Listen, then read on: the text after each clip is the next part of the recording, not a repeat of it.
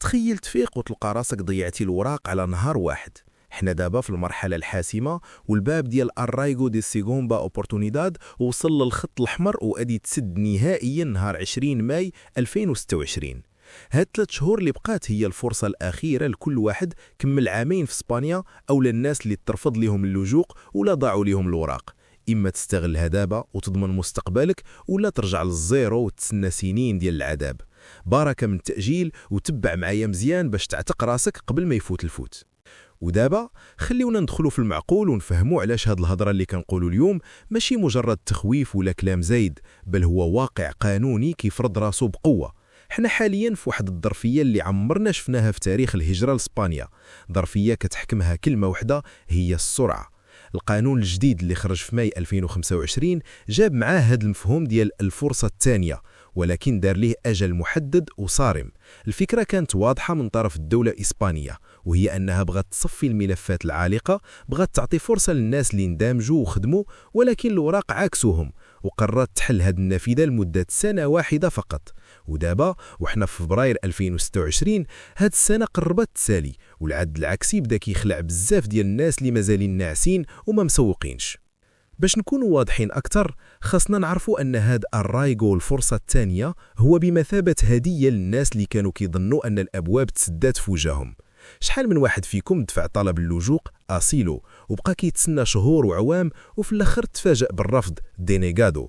هاد الناس في القانون القديم كان خاصهم يبداو يحسبوا 3 سنين من جديد باش يقدروا يدفعوا ما يسمى بالرايغو سوسيال، ولكن هاد القانون الاستثنائي جا كيقول لكم لا، ما تحتاجوش تسناو 3 سنين، بما انكم دوزتوا عامين فقط في الصبليون وعندكم ملف ديال اللجوء مرفوض، ولا كانت عندكم اقامه وفقدتوها فراه عندكم الحق تسويوا الوضعيه ديالكم دابا وبلا شروط تعجيزيه.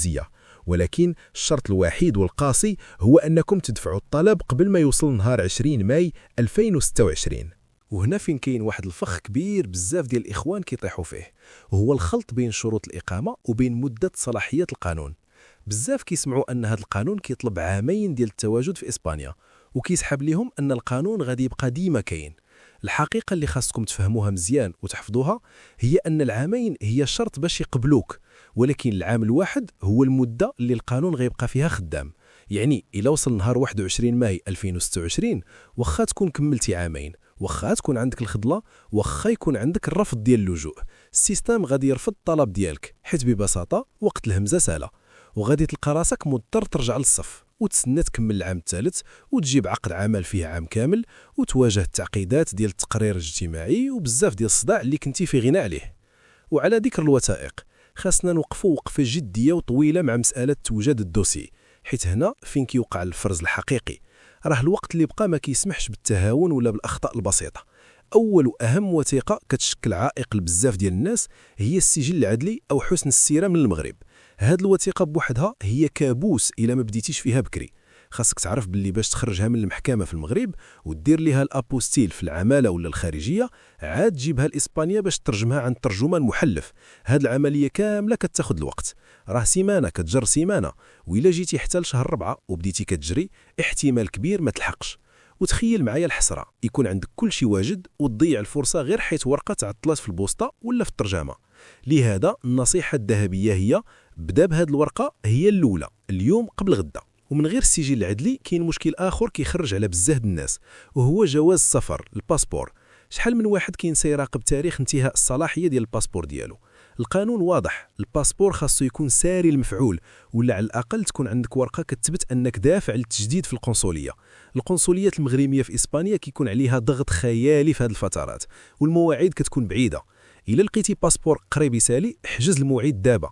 وماشي غير هذا الشيء، راه ملي تبغي تدفع خاصك تسكاني الباسبور كامل من جلده لجلده حتى الصفحات الخاويه. هذه غلطه تافهه ولكن كترفض بسببها ملفات بالمئات. الموظف في الاداره ما عندوش الوقت يتصل بك يقول لك نسيتي صفحه، كيرفض الطلب نيشان وكيدوز الملف اللي وراه. ندوزو دابا لعقد العمل اللي هو الساروت الثاني من بعد مده الاقامه. في القانون ديال الفرصه الثانيه الشروط مرنه شويه مقارنه بالاجتماعي، ولكن كتبقى صارمه في جوانب اخرى. خاصك مشغل حقيقي، شركه كتمارس نشاط اقتصادي وعندها القدره تخلصك. العقد ما بقاش ضروري يكون انديفيني لمده سنه بحال شحال هذه، ولكن خاصو يضمن الحد الادنى للاجور الاس ام اي. رد البال لعدد الساعات ورد البال الكود ديال الضمان الاجتماعي ديال الشركه واش ما عليهش ديون. راه الا دفعتي بعقد ديال شركه عندها مشاكل مع اسيندا او سيغوريدا سوسيال، الملف ديالك غادي ترفض واخا تكون انت ناضي.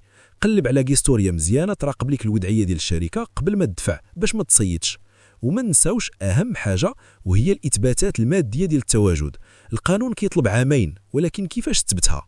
الشهاده ديال السكنه البادرون هيستوريكو هي الاصل، ولكن ماشي ديما كافيه، وبزاف ديال الناس عندهم تقطاع في التواريخ.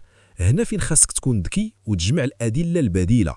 اي ورقه فيها سميتك وتاريخ وتوقيع مؤسسه رسميه في اسبانيا راه دليل. ورقه الطبيب، ورقه الصيدليه، تحويله ديال الفلوس درتيها لداركم، توصيل ديال شريتي شي حاجه وخلصتي بالبطاقه، حتى المخالفات اولا الخطايا اللي عندك، هادو كلهم كيتحسبوا ادله قويه. جمع كل شيء، رتبهم بالتاريخ ودير ملف متكامل ما يخليش الموظف فين يشك. كل ما كان الملف عامر ومنظم كل ما سهلتي على راسك المأموريه. نقطة أخرى مهمة بزاف وماشي كل شيء راد لها البال، وهي السياق السياسي اللي حنا فيه. علاش الدولة الإسبانية زربانة باش تسد هذا الملف في ماي 2026؟ الجواب بسيط ومخيف في نفس الوقت. أوروبا كاملة كتعرف موجة ديال التشدد في قوانين الهجرة. الأحزاب اليمينية كتطلع، والضغط باش ينقصوا من عدد المهاجرين كيزيد نهار على نهار. هاد الفرصة الثانية هي آخر ورقة كتلعبها الحكومة الحالية باش تقنن وضعية الناس اللي ديجا كاينين ومندمجين، قبل ما يقدر يوقع شي تغيير سياسي ولا قانوني اللي يزير الصمت أكثر. يعني انت كمهاجر مغربي خاصك تكون ذكي وتقرأ بين السطور. استغل الفرصة مادام الباب محلول، حيث التاريخ علمنا أن قوانين الهجرة عمرها ما كترجع الور باش تكون أسهل، ديما كتمشي وكتصعب. زيادة على هذا الشيء خاصكم تعرفوا باللي السيطة الموعد ولات كتباع بالثمن في السوق السوداء، وهذا الشيء عيب وعار ولكن هو الواقع. ما تخليش راسك حتى للدقيقة 90 عاد تقلب على موعد باش تدفع.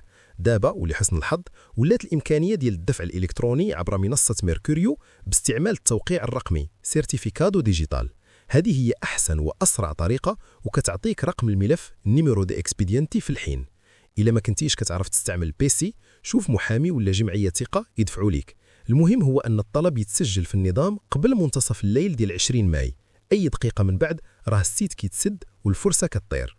وباش نكونوا عمليين كتر، الناس اللي معنيين كتار، ولكن شكون اللي غادي ينجح؟ اللي غادي ينجح هو اللي غادي يتحرك بذكاء وبسرعة. ماشي ضروري تكون عندك كونترا خيالية، المهم تكون قانونية. ماشي ضروري تكون عندك محامي غالي بزاف، المهم يكون كيفهم في القانون الجديد وماشي كيعاود الهضرة ديال 2020. راه كاينين مكاتب وجمعيات ومحامين شطار عارفين القوالب والثغرات ديال هذه الفترة الانتقالية. سولوا، بحثوا، ما تبقاوش جالسين في القهاوي وكتسمعوا الفلان وعلان كيفتيو في شي حاجة ما عارفينهاش. المعلومة الصحيحة دابا كتساوي الذهب، والغلطة دابا الثمن ديالها غالي بزاف. الثمن ديالها هو سنين من عمرك ضايعة بلا اوراق. تخيلوا معايا السيناريو الخايب، لا قدر الله يوصل في الصيف ديال 2026 الناس كتسافر وكتفوج وانت جالس مخبي حيت ما عندكش لاكارت. صحابك اللي تحركوا دابا غتكون عندهم الريزيدانسيه في يديهم، كيدوزوا العطله في المغرب مع والديهم، كيشوفوا ميماتهم اللي توحشوهم، وانت حاصل هنا محروم حتى من ابسط الحقوق. هاد الصوره بوحدها كافيه باش تخليك تنوض تجري على راسك وتفيق من الرفله. راه الفرق بين مقيم شرعي ومهاجر غير نظامي في هاد الوقت هو قرار كتاخذه في لحظه حاسمه. واش غتبقى متردد ومخايف ولا غتزعم وتدفع الدوسي ديالك؟ الاداره الاسبانيه سهلت المأموريه في هاد الفتره، دارت السيت الكتروني، نقصات من الشروط، ولكن دارت الديدلاين، والديدلاين ما كيرحمش وما كيعقلش على الظروف. وفي الختام ديال هذا الكلام بغيت نأكد على واحد المسألة إنسانية ونفسية.